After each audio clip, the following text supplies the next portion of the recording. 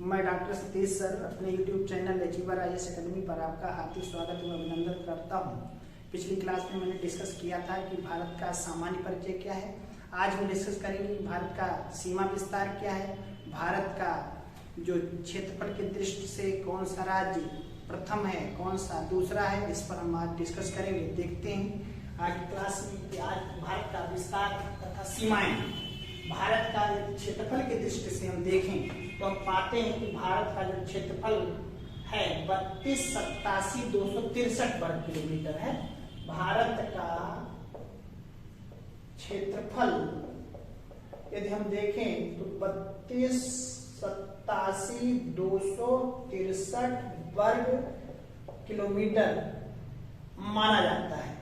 यदि हम क्षेत्रफल की दृष्टि से देखें तो 32,87,263 वर्ग किलोमीटर है।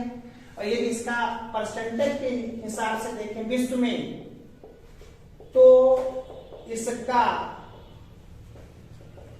प्रतिनिधित्व 2.4% है। 2.4% है। यदि हम इसका स्थलीय विस्तार देखें, टोटल सीमा भारत का स्थलीय विस्तार देखें तो हम पाते हैं कि इसका विस्तार 15,200 वर्ग किलोमीटर माना जाता है। 15,200 वर्ग किलोमीटर माना जाता है, जो पूरा जो लैंडलाइन एरिया कवर करता है वो है। यदि हम समुद्री सीमा के आधार पर देखें, समुद्री सीमा के आधार पर देखें तो हम पाते हैं, आधार पर यदि देखें तो हम पाते हैं कि इसका विस्तार 6100 किलोमीटर माना जाता है। 6100 किलोमीटर माना जाता है। यदि हम द्वीपीय समूह को भी ध्यान में रखें, द्वीपीय समूह को ध्यान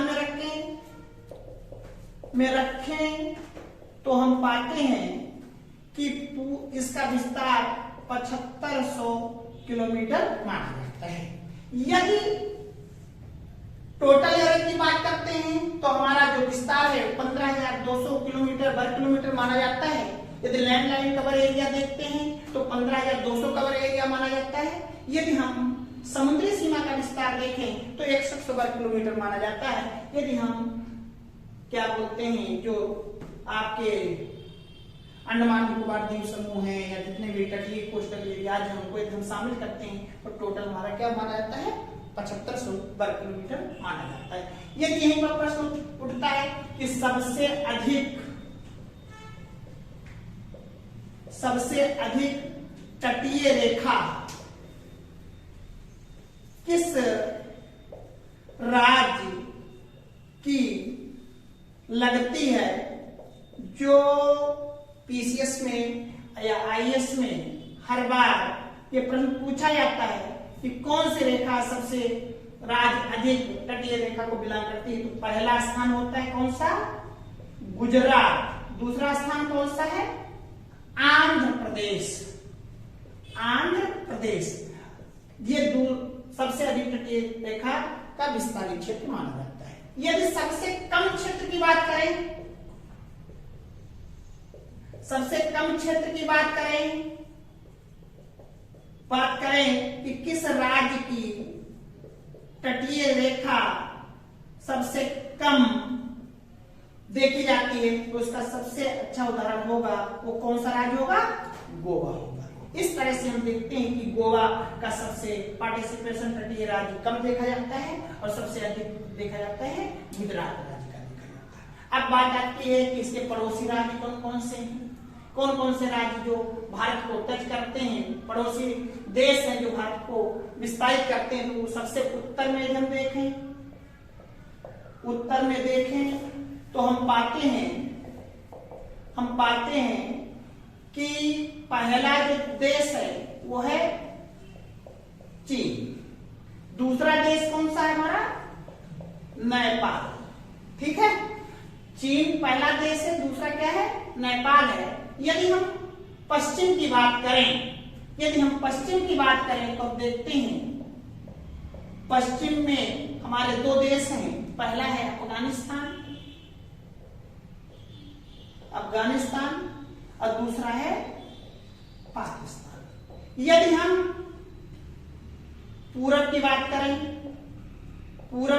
करें तो हम देखते हैं कि पूरब में हमारे जो राज्य हैं, पहला है बांग्लादेश और दूसरा है भूटान, तीसरा है म्यांमार। ये तीन देश हैं जो भारत को पूर्वी क्षेत्र में टच करते हैं। अब प्रश्न उठता है कि सबसे अधिक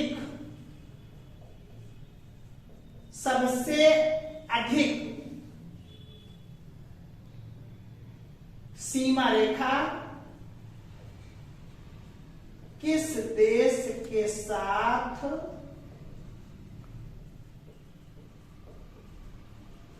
लगती है और सबसे कम सीमा रेखा किस राज्य के साथ लगती है? तो प्रश्न होगा कि जो सबसे अधिक सीमा रेखा लगती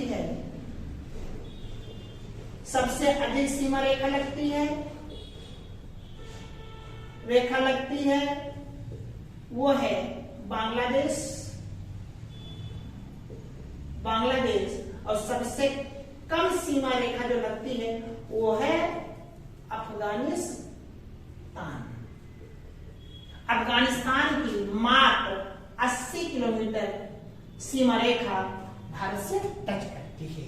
ये अफगानिस्तान, अब प्रश्न कभी पूछा जा सकता है कि अफगानिस्तान से कौन सा राज्य टच करता है? तो आपको पता है कि अफगानिस्तान में जम्मू कश्मीर जो क्या बोलते हैं अफगानिस्तान से लगता है, जो कहीं ना कहीं अब पीओके में शामिल हो गया है, इसलिए ये पाकिस्तान को वाइट कश्मीर के अंतर्गत रखा जाता है। इस तरह से हम देखते हैं कि भारत का सबसे अधिक जो क्षेत्रफल है वो लगने वाला राज्य है वो बांग्लादेश है, और दूसरे स्थान पर जो सबसे कम राज्य वो अफगानिस्तान पे देखा जाता है। इस तरह से कभी प्रश्न हमारे यहाँ पूछा जाता है कि भारत का जो पश्चिमी क्षेत्र है, उस जो पाकिस्तान है उससे कितने राज्य भारत से जुड़े हुए हैं? ये प्रश्न लगातार थीसिस में हमारे यहाँ पूछा जाता है कि पाकिस्तान से कौन से राज्य हैं जो पाकिस्तान से जुड़े हुए हैं। तो पहला आपका प्रश्न आपका है जम्मू कश्मीर है ही है, पहला जो राज्य है वो है क्या? जेके। दूसरा राज्य जो हमारा है वो क्या है? आपका पंजाब। तीसरा राज्य कौन सा है? राजस्थान। और चौथा राज्य कौन सा है?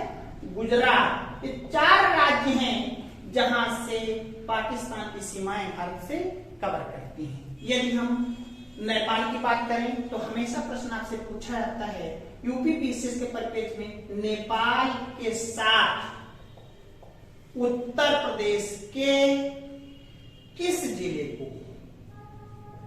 जिले को सीमा छूती है? ये लगभग प्रश्न हर बार पीसीएस में पूछा जाता है कि किस जिले को छूती है। तो सबसे पहला जिला होगा कौन सा?